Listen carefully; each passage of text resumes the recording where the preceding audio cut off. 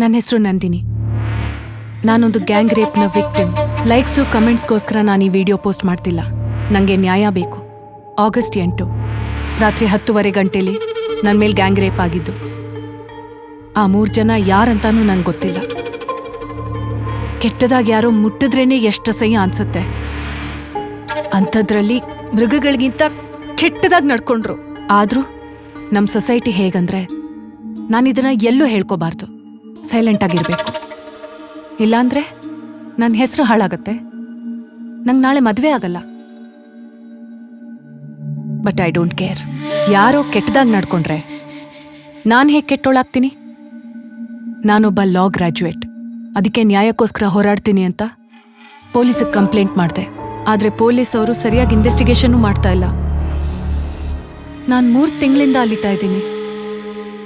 ತುಂಬ ನೆಗ್ಲಿಜೆಂಟಾಗಿ ಬಿಹೇವ್ ಮಾಡ್ತಾ ಇದ್ದಾರೆ. ರಾತ್ರಿ ಆದರೆ